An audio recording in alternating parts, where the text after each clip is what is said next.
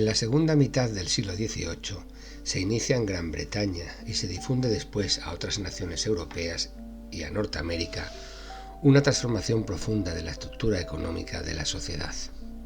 Se pasa del viejo mundo rural a las ciudades, del trabajo manual a la máquina, del taller artesano a la fábrica. Los campesinos abandonan los campos y se trasladan en masa a trabajar a las ciudades. El artesanado disminuye y aparece una nueva clase de profesionales, promotores, ingenieros y el proletariado. Una masa de obreros y braceros que en las grandes concentraciones fabriles trabajan con máquinas que no les pertenecen. La revolución industrial evoluciona a lo largo del siglo XIX y cada cambio suscita la necesidad de otro. Se produce un crecimiento continuo de la producción de bienes de consumo, en el que intervienen los descubrimientos científicos, la tecnología mediante la creación y mejora de máquinas y sistemas productivos, la acumulación de capitales y sus consecuencias son el incremento de la riqueza nacional, el crecimiento de la población y su concentración en las ciudades. En su obra El Capital, Karl Marx, de 1867, describe pormenorizadamente esta compleja transformación de la producción, sus efectos en el trabajo y el profundo cambio en la mentalidad y en la estructura de la sociedad occidental, con la aparición de la lucha de clases, fenómeno a partir del cual, a su juicio, debe comprenderse e interpretarse la historia contemporánea. Es la llamada doctrina del materialismo histórico que inspirará la ideología política comunista. Algunos historiadores económicos, como el suizo Paul Weyrauch, resalta el papel imprescindible que jugó la previa revolución agrícola y demográfica que se produjo en Inglaterra a lo largo del siglo XVIII en el futuro desarrollo de la industria, así como las leyes que establecieron el cerramiento de las parcelas, el proceso de mejora de la maquinaria agrícola, la extensión de las explotaciones y la disminución de los rebaños lanares. Ciertamente la lana había constituido durante siglos la materia prima de los tejidos ingleses y sería su desplazamiento por el algodón la palanca que activó, a juicio de este historiador, la primera fase de la industrialización. El algodón era una materia prima barata y abundante, con las cosechas disponibles en Norteamérica, en Egipto y en la India. Con ella se podía crear y satisfacer una demanda en auge. Las compañías de Liverpool transportaban a América esclavos y tejidos y volvían con algodón. Los beneficios permitían invertir grandes sumas en aumentar el volumen de las industrias. El sector se fue tecnificando gradualmente, aplicando mejoras técnicas en su producción a gran escala desde mediados del siglo XVIII. En 1830 era ya utilizado el vapor como fuente de energía y los procedimientos de producción en cadena estaban estandarizados, hasta el punto de que para esta fecha el valor de la industria textil alcanza el 40% de las exportaciones británicas. El segundo gran sector de crecimiento lo constituyen la hulla y el hierro. El carbón se impone en las fundiciones de hierro como un combustible barato y abundante. Los centros metalúrgicos comienzan a instalarse en las cercanías de las minas y todas las máquinas, los objetos de labranza y los navíos empiezan a construirse de hierro.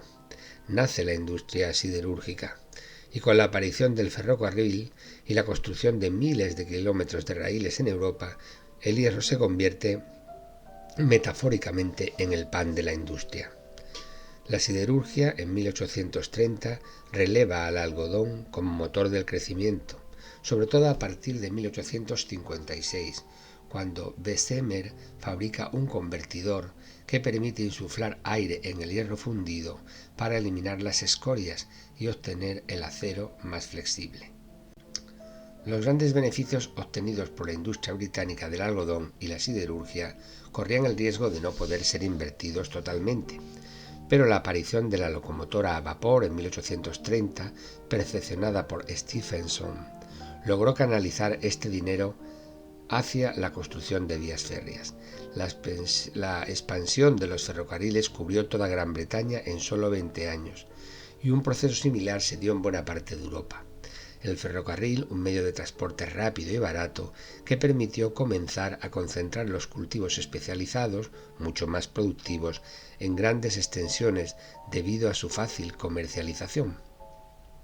En apenas una generación, el proceso de industrialización se extiende desde Gran Bretaña con gran fuerza por Francia, Holanda, Bélgica, Alemania y los Estados Unidos, y en menor escala por el resto de los países europeos, hasta el punto de que en esa época el grado de desarrollo económico de un país se cuantifica por el número de toneladas de acero producidas, el número de kilómetros de vías férreas construidos y el tonelaje de buques fletados.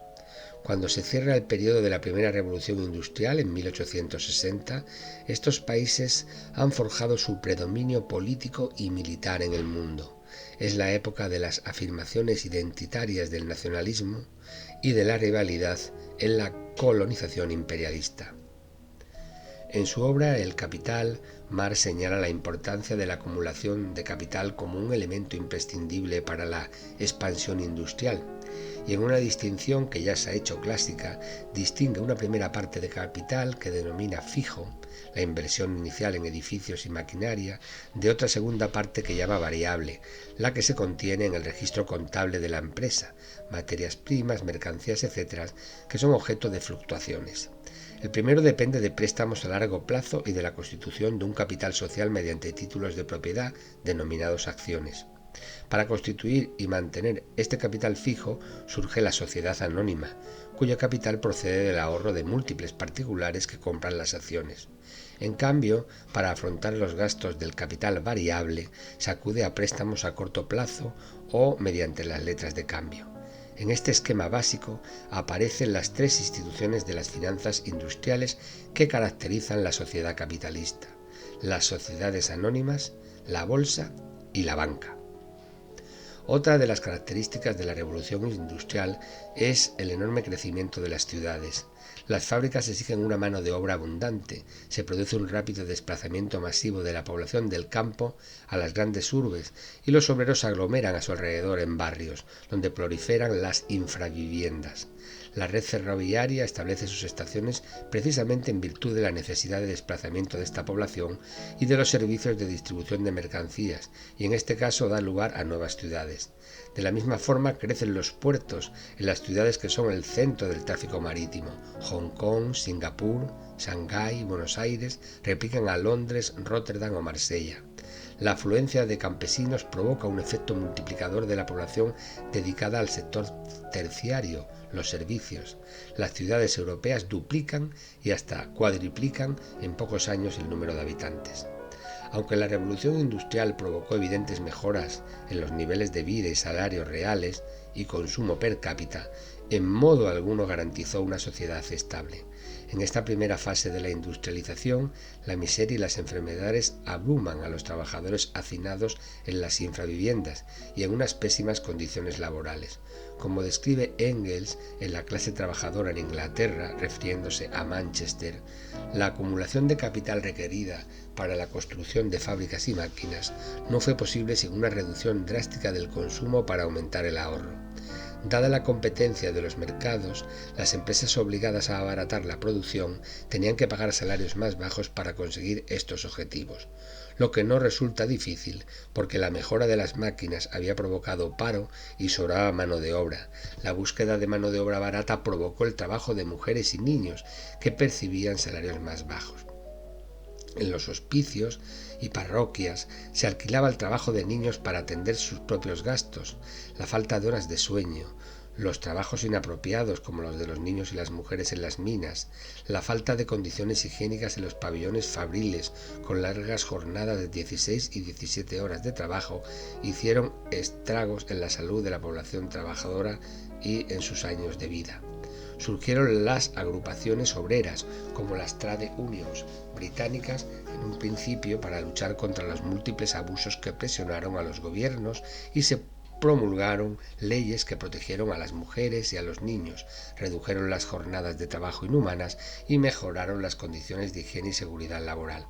Posteriormente, con la penetración a mediados del siglo XIX de las ideas marxistas en toda Europa, se convirtieron en sindicatos de clase y la lucha por la consecución de la estabilidad laboral, el salario digno y la posibilidad de la clase trabajadora para ascender socialmente y adquirir mejor calidad de vida tomó el cariz de una reivindicación política y en algunos casos revolucionaria.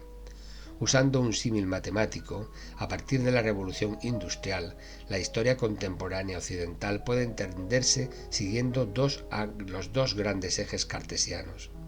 La abscisa es el esfuerzo de las élites económicas del nacionalismo por prender en la población la inflamación patriótica y, con el fin de aumentar la riqueza nacional, competir por el dominio de los mercados internacionales, lo que conducirá al colonialismo y a la guerra. Y la ordenada es la lucha de los trabajadores y sus organizaciones por la adquisición de derechos, huelga, asociación, reunión, manifestación, participación política democrática, progresividad fiscal, intervención reguladora del Estado, etc., a fin de obtener un reparto de la riqueza y mejores condiciones de vida. Esta dinámica histórica, revolución-reacción, ha llevado a las sociedades de Occidente a un innegable progreso económico y civilizatorio, aunque también a terribles guerras intestinas o mundiales que las han puesto al borde de su extinción.